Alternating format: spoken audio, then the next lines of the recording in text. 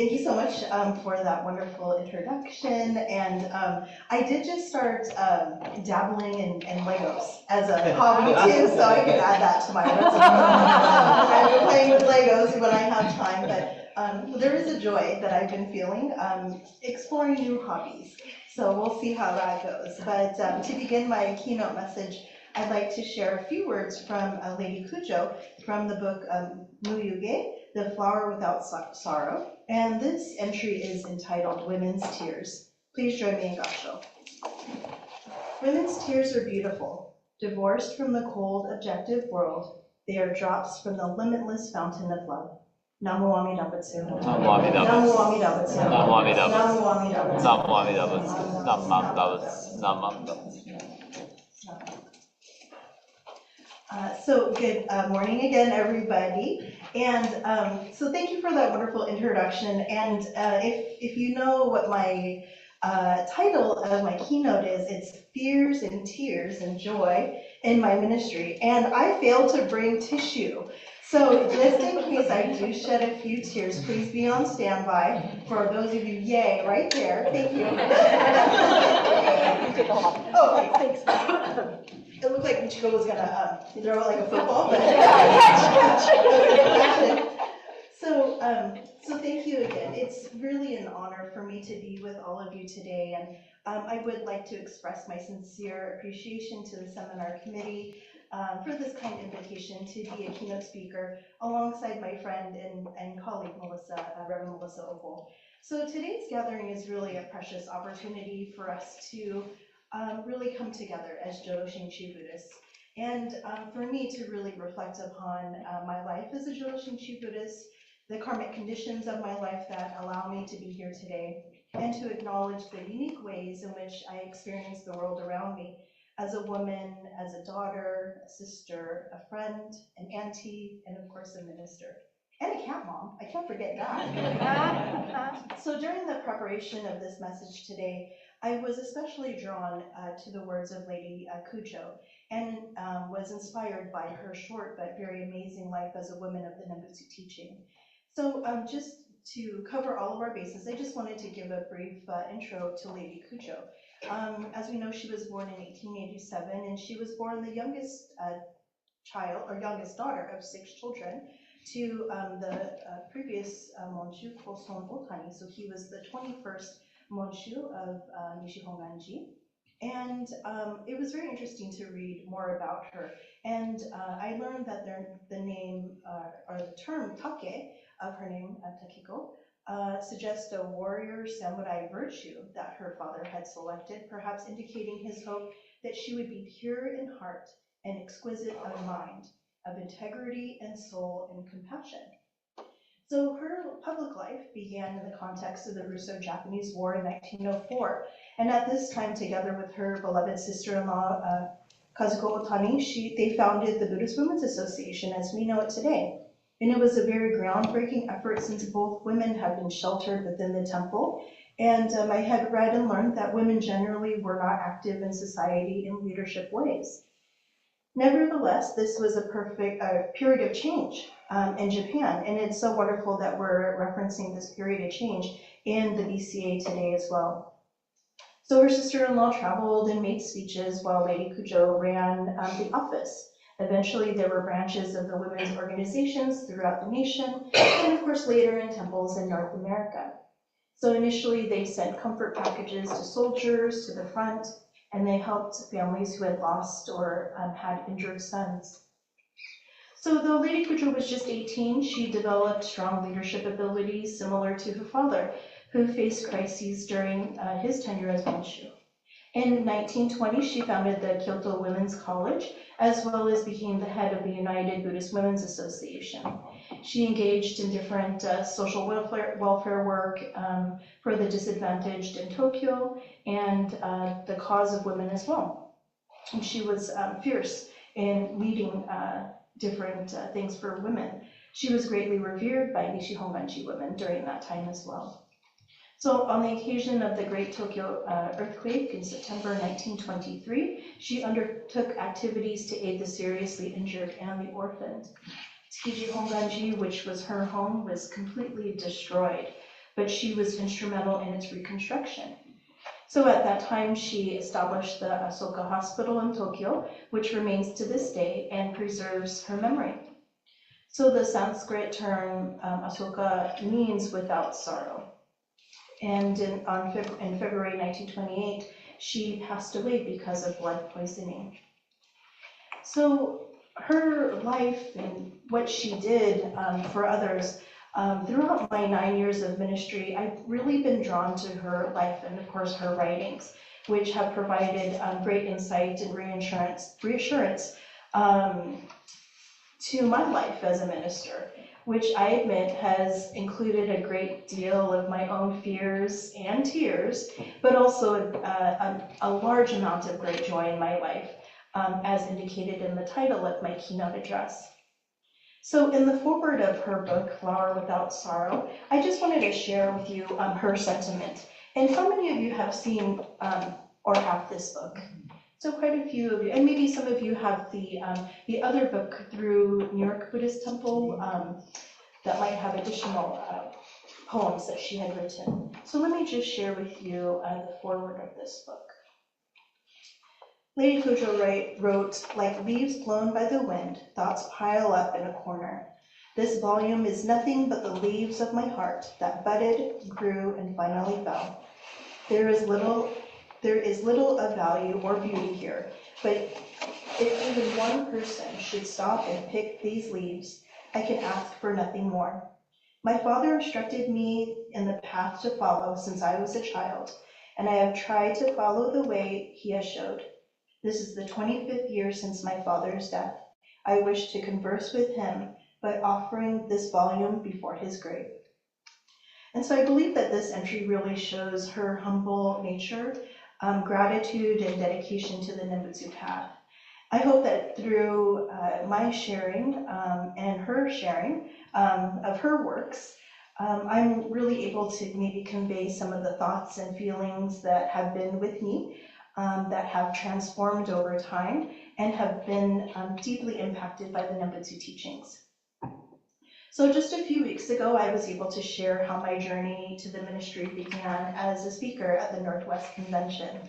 And so the theme was connections, building for tomorrow. And so we do have some Northwest folks here. So I promise I won't be giving the same speech, and I'll save you all of the tears that I shed there. So this was an opportunity helped to solidify my connection to the Northwest District of the Buddhist Churches of America, and my grandfather and great-grandfather, as they both served at temples in that district. I was moved to tears as I felt this connection with them, but also as I shared how my mother's passing became a very pivotal turning point to the start of my ministry. So although my mother's passing has deeply impacted me and my ministry, her life in the 25 years that I had with her equally impacted my life as well. So our story as mother and daughter began 46 years, 7 months, and 1 day ago on February 27, 1978. So do the math. I'm sure you're figuring out, like, how old is her? I'm 46. So actually, I was a preemie baby, as I was born in February, but my due date was supposed to be at the end of April. So my mother stated that I also developed jaundice after my delivery, and I was required to stay in the hospital for almost 2 months following my premature delivery. She told me that she would come to see me every day and hold me because she wanted me to know her. And I really never asked her how she felt about leaving me in the hospital. But knowing that she came to be with me every day makes me understand really how dedicated she was to my care and how much she loved me, even though there was distance between us. So Lady Cujo wrote a poem entitled "A Baby's Heart." And she wrote, "Embraced in its mother's all-encompassing love, a baby is not conscious of any anxiety. How can a bystander do other than bow in reverence at this sight? But most of us know sorrow because we seek only to satisfy our own desires. How I wish we little beings would live in the beautiful light of compassion, carefree as a child with its pure heart." So I can only imagine the anxieties that my mother and my father experienced as I was in the hospital and as they waited for my release to go home with them. And although I don't have any memories, thank goodness, of any pain or sadness or anxiety of being separated from them, I'm deeply aware of their love and the care that they had given me, that I continue to feel to this day. So as an adult, I must admit that I'm no longer that little teeny tiny carefree baby with a pure heart. I now feel the uncertainty that anxiety brings, and I have experienced depression as I yearn for the past. This anxiety includes trying to juggle the responsibilities of my ministry, writing keynote addresses, attending to and nurturing my relationship with my family and friends, and of course trying to balance my professional and personal life, all while my insecurities make me question if I'm doing enough or if I'm ever enough. I reflected upon these thoughts in my February 2023 Temple newsletter article as I approached my 45th birthday. And these words still ring true. So last year in February, I wrote, I have been thinking about how time seems to fly by faster and faster than the previous year. I recall being a kid and wishing how I could just be older so I could have more freedom to do what I wanted to do. Most of that was just going to the mall without my parents. Now that I'm older, I wish that time would just slow down just a little bit. So currently, each day seems to be filled with responsibilities related to my ministry, my cats' lives, and my personal life, which makes me feel like there aren't enough hours in the day to do what I need to do. So this particular birthday is hitting me a little bit differently, as I'll no longer be in my early 40s. I will be in my mid-40s, and I feel some societal pressures and even the pressure of my own expectations of where I should be in life, such as getting married, having children, owning a home, etc. When I think about these expectations, there's also a fear that begins to creep into my stomach and in my chest.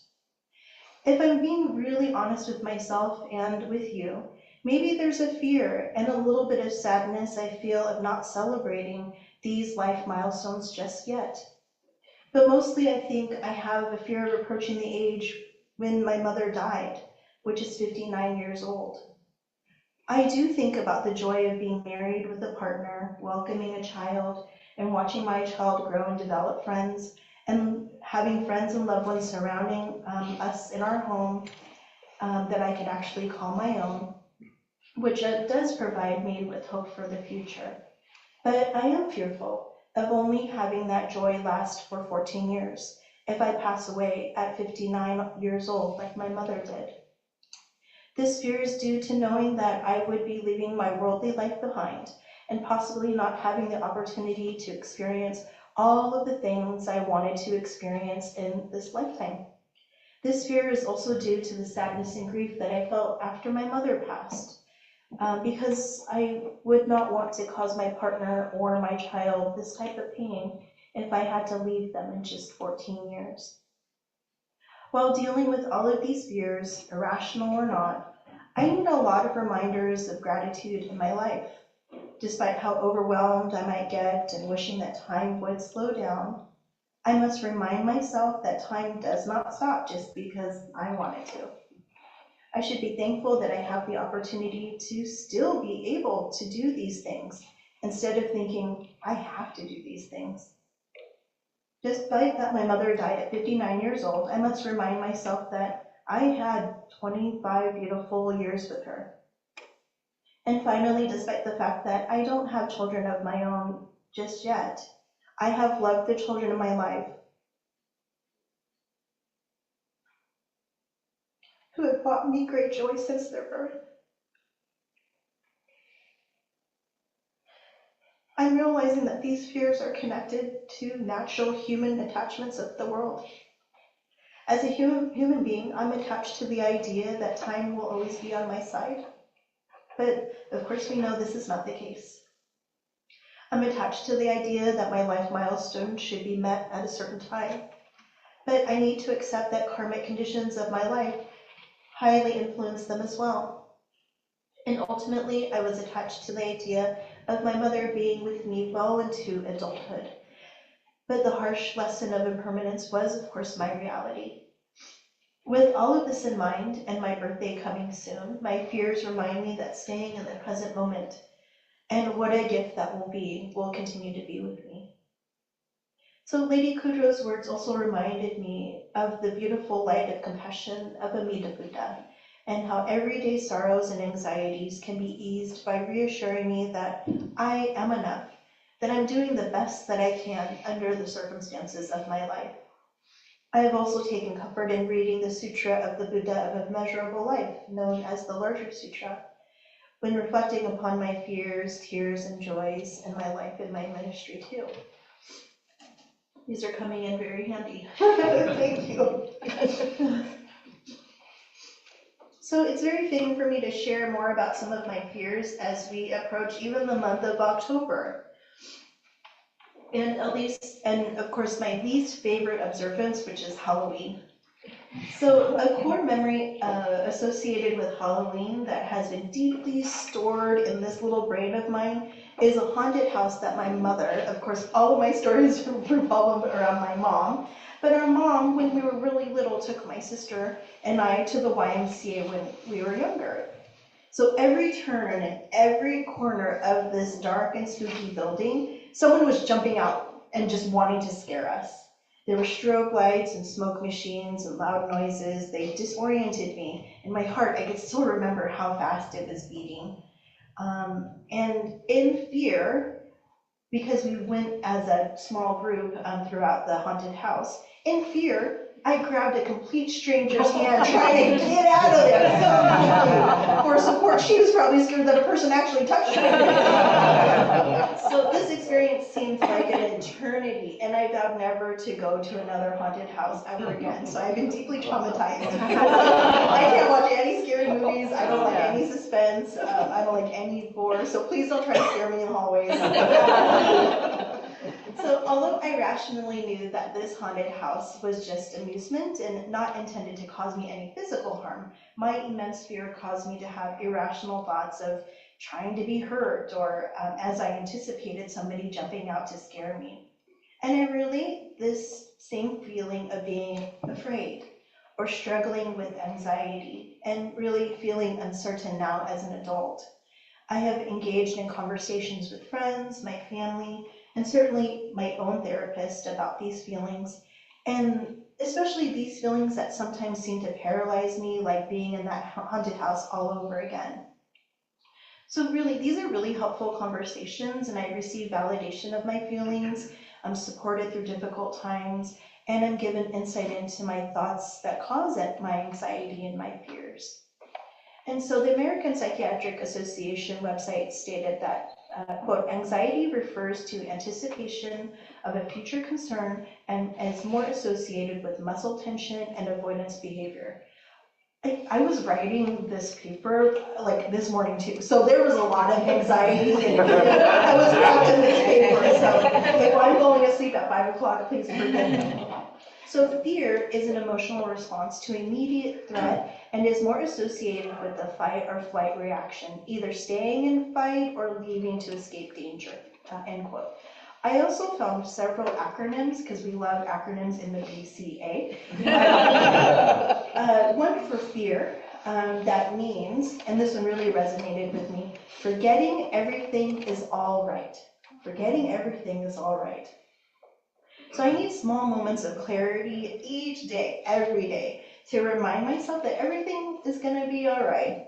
My anxiety tries to tell me that I'm not all right, but during these moments of stopping, taking a breath, I gently remind myself to stay in the moment and do the best that I can do.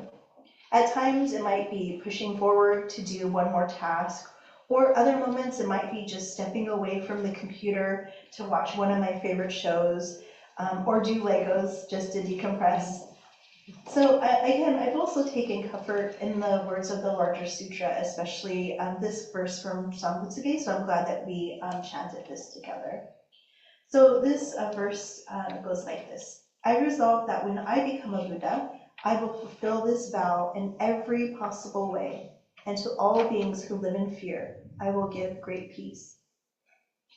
And so this part of the larger sutra goes on to recognize even our own worries, our anger and grief. And although as human beings we'll continue to experience these feelings and emotions, I'm reminded of Amida Buddha's aspiration of being a source of peace from our fear.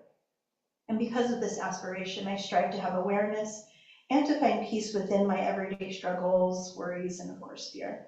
And I strive to find peace through challenging my anxiety and fears and remembering that everything is all right.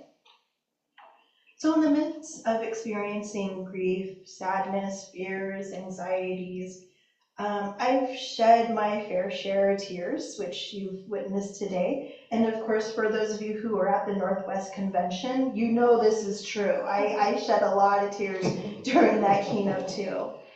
And so during the weekend of September 14th through 16th, 2018, the Federation of Buddhist Women's Associations hosted the 45th National Conference in Visalia. And so Visalia is in California. So that year's theme was Create an Endless Ripple. And as an attendee and participant on the panel who shared experiences as Buddhist women, I can say that that weekend was filled with examples of ripples of kindness, love, and the Nembutsu teachings become endless as they touch our lives and flow from one person to another. So during one of the workshops, how many do you remember being at that particular conference in Visalia? Okay, a couple, yay, a couple of us, okay. And so during one of the workshops, we were introduced to a Sanskrit word, kamamutta, which means moved by love. And on a website dedicated to the research of kamamutta, it states that when you're moved by love, you might experience a wide variety of reactions that include moist eyes, tears, or weeping, getting choked up, which you witnessed, and making it difficult to speak, and exclamations such as saying the word "ah," or even moving one or both hands to the center of your chest.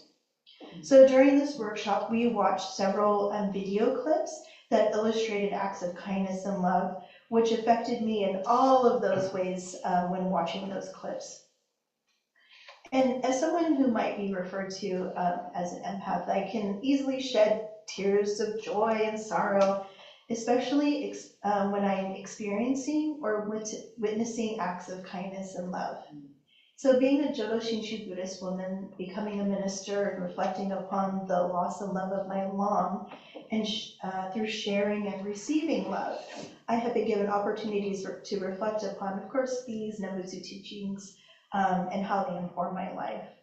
And so again, regarding tears, I wanted to share my opening passage again that Lady Kujo wrote. Women's tears are beautiful, divorced from the cold, objective world. They are drops from the limitless fountain of love.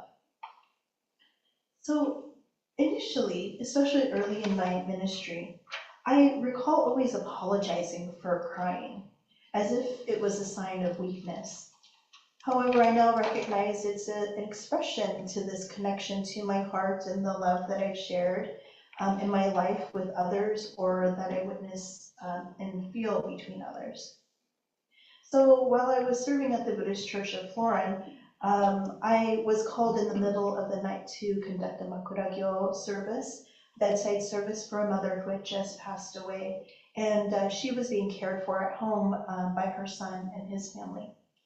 I recall walking into her room and seeing the Obutsudan, her home altar, really close to her bedside. It was on her nightstand, and there was a sutra book there too. And it looked so, she just looked so peaceful. Her room just was so peaceful. And she looked peaceful, as if she was just sleeping. And there was a dim but warm light on in her room. And again, I just recall to myself how I thought how peaceful, but also how beautiful she looked. And as I chanted, I could feel how much her son loved his mother, and how sad he was to have lost her. And as I gave a Dharma message at her funeral and explained the Homyo, or the Dharma name that I selected for her, I began to get choked up during my message, and my eyes welled up with tears. So I didn't have the pleasure of meeting her before her passing, but again, I was so moved by the son's devotion in caring for his mother and the tears that he had shed for her. In Julie Hanada Lee's article entitled Shandao's Verses on Guiding Others and Healing the Heart, she stated that, quote, "We hear of someone's mother dying, and our affinity and association to their loss and grief develops. If death has touched our home, and it probably has, we begin to remember our own experiences," end quote. Because of my own loss of my mom, my thoughts of loss and grief came up within me, and I felt a deep sense of empathy for the son. During the message, I apologized and I wiped my eyes with a tissue because I didn't want to turn others' attention to my crying. So a little while after the funeral, I met with the son, and before we parted ways, he said, "I've never witnessed a minister crying before during a service."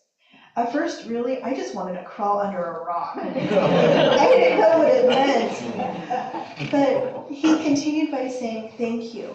Thank you for sharing your tears with us. Although you didn't know my mother, I felt like you had known her. And don't ever apologize for your tears." The son and Lady Kujo has reminded me that women's tears are beautiful, and they are from this limitless fountain of love. So even though I began my message today speaking at length about my fears and tears, there have been countless moments of joy in my life, in my ministry. And again, while I was at the Buddhist Church of Florin, I had an opportunity to spend time with a family from our Sangha who visited me at our temple. And the wife had suffered a very severe brain aneurysm, and she survived. However, at that time, her mobility and her speech were deeply affected. But she has made a very, very amazing recovery. So visiting with them was really a precious opportunity to get to know them as they warmly welcomed me to Florin very early on, and while we chatted. So during our visits together, we had the opportunity to just sit quietly together without the need for conversation, as I knew that it was a difficult task for her to do. And so we didn't need conversation to fill the space between us. And it was during our second visit together that something amazing happened. So we sat together in the temple, and the air conditioning made me feel cool and comfortable compared to being outside, since the temperature was beginning to rise and warm up in our Northern California area. I was enjoying their company as we quietly sat together, admiring the Onaijin, or altar. Initially, my mind and my eyes, they wandered all over the place. From the picture of Shinran Shonin, Renyo Shonin, the seven masters, I was trying to remember all their names, the picture and I was like all over the place. However, when I began to calm down and just be mindful of my present moment with this family, my attention was really focused on the image of Amida Buddha. It was at that moment that I realized that this was the first time I felt a calm come over me at that temple after my first 6 months of getting settled. If you can imagine, I was probably like still unpacking boxes and getting settled even after 6 months. So as I continued to focus on the image of Amida Buddha, it seemed as if the light was shining brighter than it did before. And although the temperature in the temple was cool, I felt this warmth of light that also warmed my chest and my heart. And the surrounding areas of the Onaijin looked as if the lights had been dimmed, even though we never left our seats.